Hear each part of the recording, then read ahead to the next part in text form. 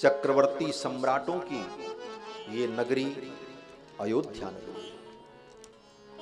अयोध्या नगरी बड़ी प्रसिद्ध है। संपूर्ण पृथ्वी पर एक छत्र राज्य करने वाले राजाओं की नगरी अयोध्या नगरी। और इस नगरी में कितने राजा हुए? बोले उन राजाओं के चरित्र का वर्णन कर पाना संभव नहीं। लौ कुश कहते हैं एक राजा का हम वर्णन करेंगे बस। वो कौन से राजा हैं? बोले एसाम च सगरो नाम सागरो ये न खानितः। इस अयोध्या के एक राजा महाराज सगर हुए। बोले उनकी क्या विशेषता थी? बोले बहुत विशेषताएं हैं, लेकिन सब विशेषताएं बताने का समय नहीं। एक विशेषता केवल बस। बोले क्या? बोले सगरो ये न खानितः येषां च सगरो नाम सागरो ये न खानितः। अयोध्या के एक राजा महाराज सगर हुए। इनका नाम सगर क्यों पड़ा था? बोले जब ये गर्भ में थे ना, तो इनकी सौतेली मां ने इनकी मां को विष दे दिया था कि गर्भ नष्ट हो जाए। गर्भ ने विष, लेकिन उस विष को पीने के बाद भी गर्भ नष्ट नहीं हुआ, अपितु उस गर्भ ने उस विष को आत्मसात कर लिया। इसलिए जो बालक पैदा हुआ वो विष के सहित पैदा हुआ। गरेण सहितः सगरः। गर के सहित विष के सहित पैदा हुए, इसलिए इनका नाम सगर हुआ। और इनकी विशेषता क्या थी? बोले सागरो ये न खानितः। जिन्होंने सागर बना दिया। ये समुद्र क्या है? समुद्र का एक नाम सागर है। और सागर अयोध्या की देन है। अयोध्या के राजा महाराज सगर ने इसे खोदा था। छोटे मोटे राजा तो बावड़ी और तालाब बनवाते हैं, पोखरा खुदवाते हैं, लेकिन अयोध्या के राजा सगर ने सागर बना दिया, इसीलिए उसका नाम सागर है। सागरो ये न खानितः। क्या अयोध्या का वैभव है! इक्ष्वाकूणाम इदं तेषां राज्ञां वंशे महात्मनाम्। अयोध्या के राजाओं का जो वंश है वो बड़ा पवित्र वंश। महात्मनाम, जिस वंश में सब महात्मा ही हुए। वो जितने राजा हैं वो किसी महात्मा से कम नहीं हुआ। और अयोध्यापुरी बोले कौशलो नाम मुदित स्फीतो जनपदो महान। कौशल नाम का जनपद, और उस जनपद में अयोध्या नाम की नगरी। कौशल जनपद बहुत बड़ा था। कौशल जनपद का जो वाल्मीकि रामायण में वर्णन है कि अयोध्या से चल करके तीर्थराज प्रयाग के पहले गंगा के इस पार तक कौशल, और गंगा के उस पार से प्रयाग। वनवास की यात्रा में भगवान श्री राम जब चले हैं, तो जब श्रृंगवेरपुर पहुंचे गंगा के तट पर, और वहां से जब गंगा पार करके विदा होने का समय हुआ, तब अयोध्यापुरी को प्रणाम किया है कि हे कौशलपुरी, अब मैं कौशल से बाहर जा रहा हूं। हे देवी, फिर ऐसी कृपा करना कि मैं आकर के अयोध्यापुरी का दर्शन कर सकूं। तो कौशल नाम का स्फीत जनपद, और उस जनपद में अयोध्या नाम की नगरी।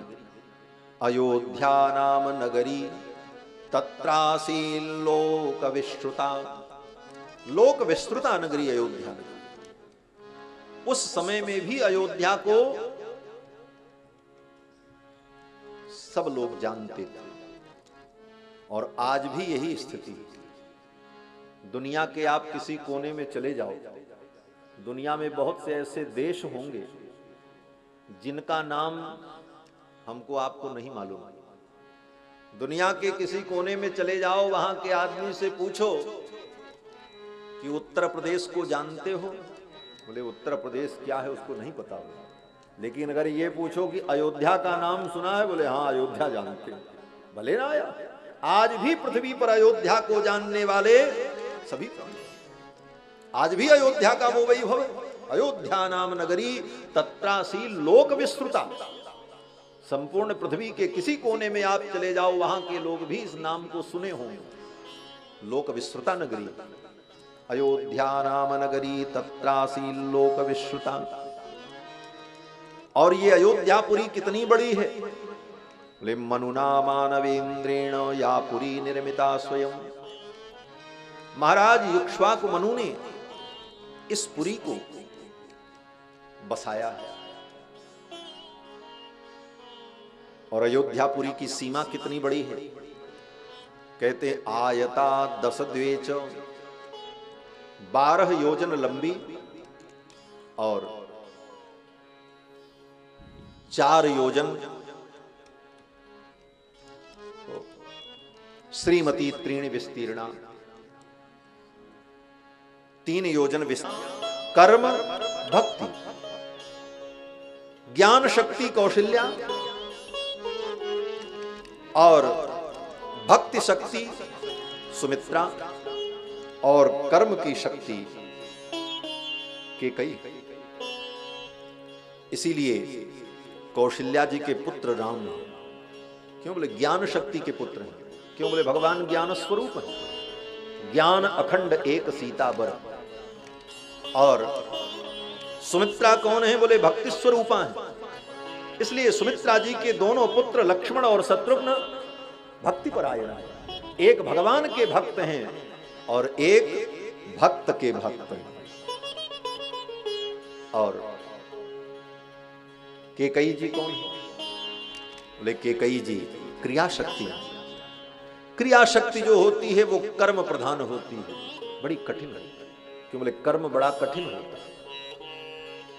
इसीलिए केकई जी का चरित्र भी बड़ा कठिन है और इनके पुत्र भरत जी का चरित्र भी बड़ा कठिन है। राम जी ने उतना तप नहीं किया जितना तप भैया भरत ने नंदग्राम में रह करके किया और अपने शरीर को क्लेश दिया और राज्य का पालन भी किया। तो क्रिया शक्ति केकई, भक्ति शक्ति सुमित्रा और ज्ञान शक्ति कौशल्या, यही दशरथ जी की 3 रानियां। और बंधुओं, लौकुश वर्णन करते हैं कि दशरथ जी महाराज की अवस्था 60,000 वर्ष की हो गई। क्योंकि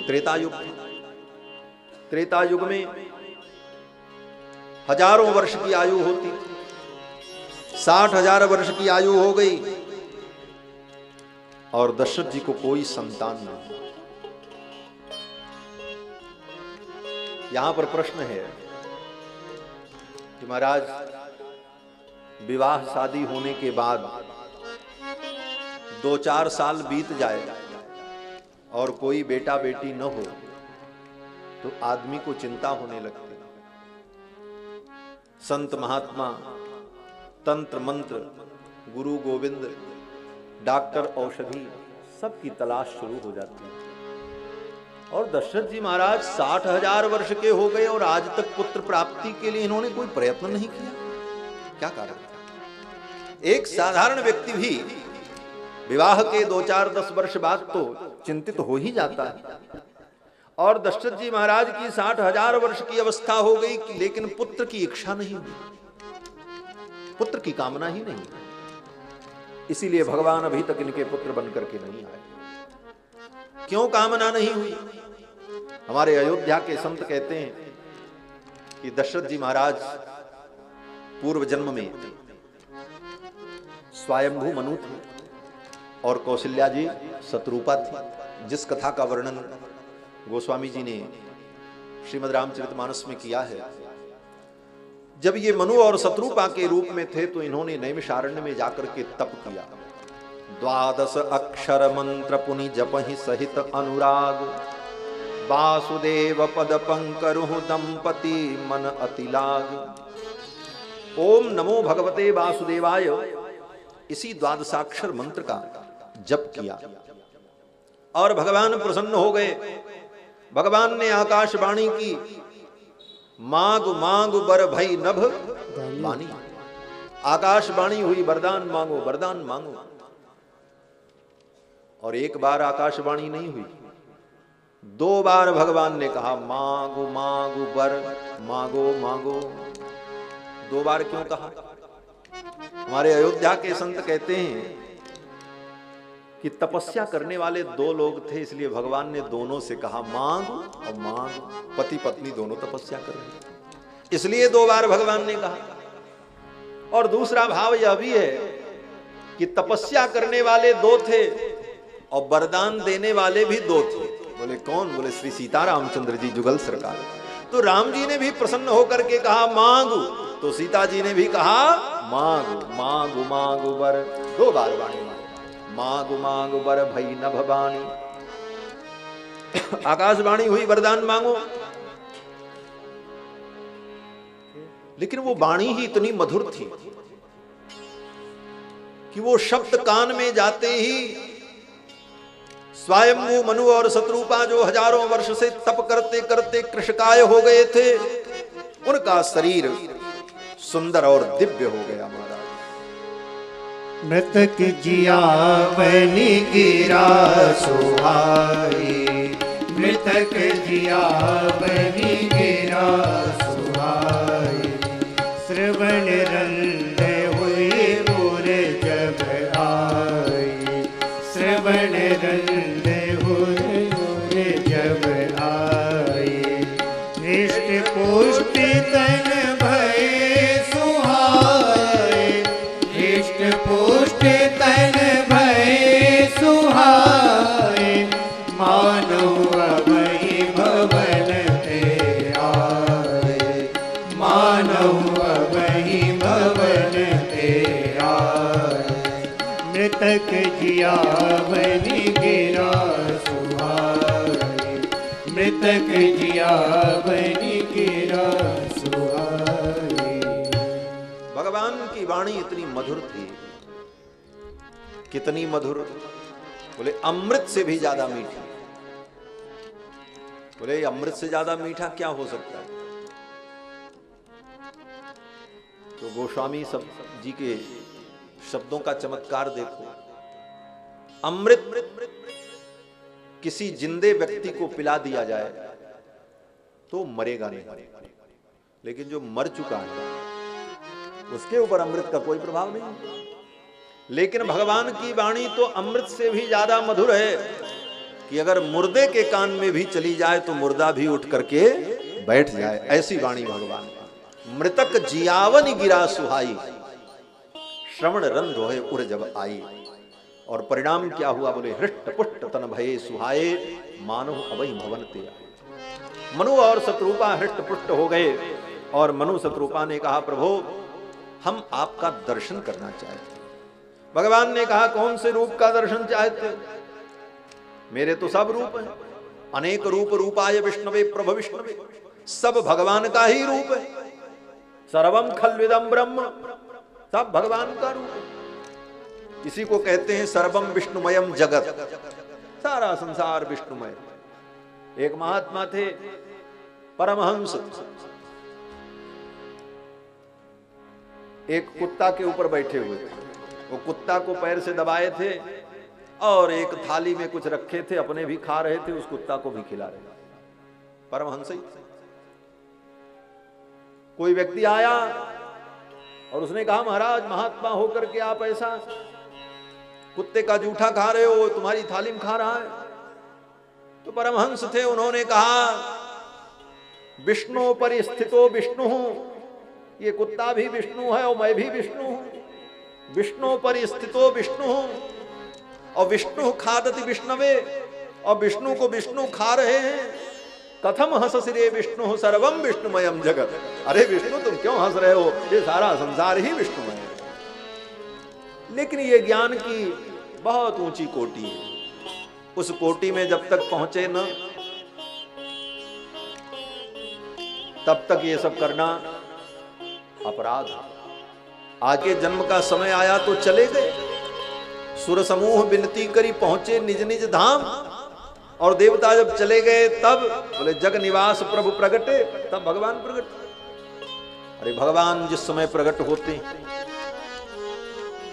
उस समय ब्रह्मांड के 64 करोड़ तीर्थ अयोध्या में उपस्थित रहते। जिस दिन राम जी का जन्म होता है, राम जन्म महोत्सव के अवसर पर पूरे ब्रह्मांड के 64 करोड़ तीर्थ अयोध्या में रहते हैं।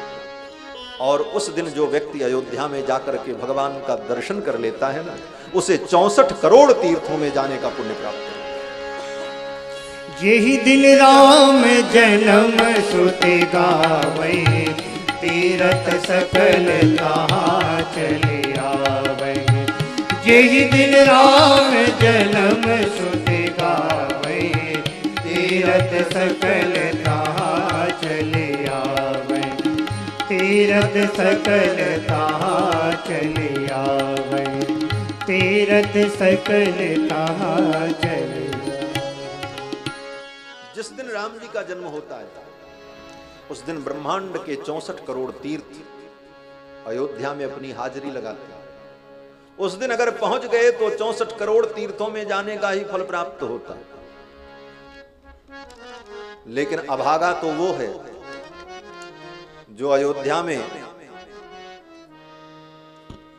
359 दिन रहे और जिस दिन राम जी का जन्म हो उस दिन अयोध्या छोड़ के चला जाए। उससे बड़ा अभागा तो दुनिया में कोई हो नहीं सकता। और जहां तक मुझे स्मरण है, मेरा तो जन्म भी अयोध्या में हुआ, राम जी की नगरी में। इस बात के लिए मुझे गर्व है कि भगवान श्री राम की पावन नगरी में ही मेरा जन्म हुआ और रामकोट मोहल्ले में, हाँ, राम जी के बगल ही में, कनक भवन के पास ही में। और आज तक के जीवन में केवल एक बार मेरे साथ ऐसा दुर्भाग्य हुआ, उसको मैं दुर्भाग्य ही समझता हूं। परमात्मा मेरे जीवन से उस अंश को निकाल दे, वो आयु मेरी आयु में न गिनी जाए। मेरे जीवन में एक बार ऐसा हुआ कि रामनवमी के अवसर पर मैं अयोध्या नहीं रह पाया। बाकी आज तक राम जी के जन्म के अवसर पर तो मैं अयोध्या में ही रहता हूं। चाहे कोई कितना भी बड़ा आयोजन करे, प्रयोजन करे। लोग कहते हैं महाराज नवरात्रि में आप कथा सुना दो। हम कहे महाराज दुनिया की सारी संपत्ति दे डालो, लेकिन रामनवमी में तो हम अयोध्या में रहते हैं। ठाकुर की नगरी छोड़ करके कहां जाए। महाराज राम जी का जन्म जब होता है, अयोध्या अद्भुत होती है। वहां के कण कण में देवत्व प्रकट होता है और ये अनुभव भी होता है। जो अयोध्यावासी हैं उनको अनुभव होता है। तो भगवान के जन्म के समय में अयोध्या में रहना ये परम सौभाग्य है।